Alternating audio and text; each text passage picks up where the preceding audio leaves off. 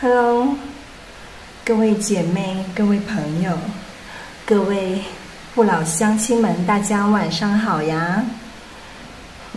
今天我们来讲一件事，就是说上次有人说那个基因变性，就是那个敲除那个男性基因，他说只能在胚胎才敲除，成人之后呢，长成人之后呢，他是敲除不了的了。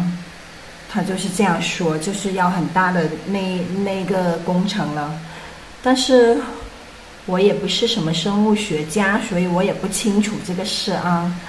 既然你说不行的话，那我们就用另一种方法，对吧？反正世上还有很多方法，对吧？反正之前那个他说那个基因改造那个敲除男性基因敲除不了的话，那我们就用另一种方法吧。什么方法呢？那就是病毒啦。对的，各位姐妹们、各位朋友们，对，怎么样利用病毒来帮我们实现真正的男变女呢？大家一定很好奇吧？好，下面我就来给大家讲解一下吧。病毒本身是有利有弊的，它是大自然的基因搬运工，会使生物进化，也会使生物灭亡。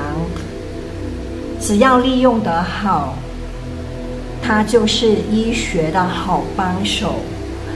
搬运工，从而使人类产生更多复杂的基因。如果利用不好的话，它也是可以把人类或者其他一切生物给消灭掉的。所以说，它也是有很大的作用的呢，有利有弊呢。怎么样利用好它呢？只要去除其毒性，对，然后通过基因，通过基因安放在里面，对，然后实行搬运，对，实现基因变性。OK， 是的，因为男性的身体内呢是缺少女性基因的。所以我们需要找出那个能使女性产生雌激素的这个基因，对，然后呢，通过病毒为载体，向男性的身体里输入，这样就能够产生雌性的基因了。或许这样就可以让我们产生自身分泌雌激素了，这样就不需要再吃药了。这样的话，估计就可以真正的实现变性了，就是可以真正的实现男变女啦。对呀。你们觉得可以吗？可以的话，就在评论弹幕里告诉我，说说你们的看法。如果你们觉得这个方法可行的话，是可以实现传统意义上的真正的实现基因变性的话，就可以在评论弹幕告诉我，好吗？让我们一起来讨论 ，OK？ 因为这个是基因治疗中的一种。也就是怎么说呢？我们来看一下，基因治疗。基因治疗它有3种方式。第一种是基因补偿，以病毒为载体，把基因把某种基因输入体内来补充我们所缺少的雌性基因某一种基因。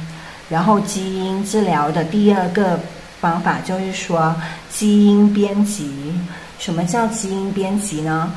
也就是说在基因上面做手术，就像我上一个视频所说的，就是说敲除了一个男性的基因，就能那个生物它就直接实现了男变女了，对，就直接往雌性发展了这个小白鼠。所以我们上一期是有讲过这个基因编辑的对，这是基因做手术的上一个就是属于基因编辑在基因上做手术的这么一个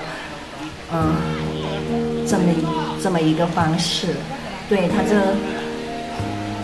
其实它这个就是属于做手术了，就是在基因上直接把男性的那个基因去除掉，而不是在像以前传统那样，就是直接在那个我们的身体外表上做手术了，在身体的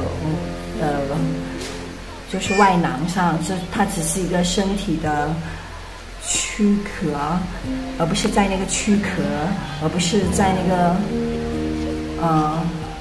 皮囊上动手术了，动手脚了这是真正技术的在内在基因上面动手脚动手术。对，还有一个第三个呢，它就是那个细胞治疗。什么是细胞治疗呢？其实呢，细胞治疗就是说把细胞取出来，然后进行基因编辑，重新改造，然后再输入体内。对，我们可以把我们的那种男性的那种细胞，然后进行改造成女性基因的细胞，然后再把它输入回体内，对吧？然后从而又实现了真正意义上的基因男变女了。对，然后它这个然后细胞改造，有人说只能改造一部分呀。那你知道细胞是可以不断的复制或更新的和换代的，对吧？假如说我们把一部分取出来改造成那种就是那种细胞比较适合女性的细胞之后，然后再输入体内，然后这个时候呢，它经过7年滋养，人的细胞7年更新完，就是全部替换完一次，所以经过7年之后，我们就是一个全新的女性了。对，所以我们就是真女人。对，为了做最真实最真正的女人，我们必须要在努力的道路上从而实现真正的女人。基因技术，你我值得拥有女人。好了，今天的分享就到这里了，我们下期再见了。就这样了，拜拜。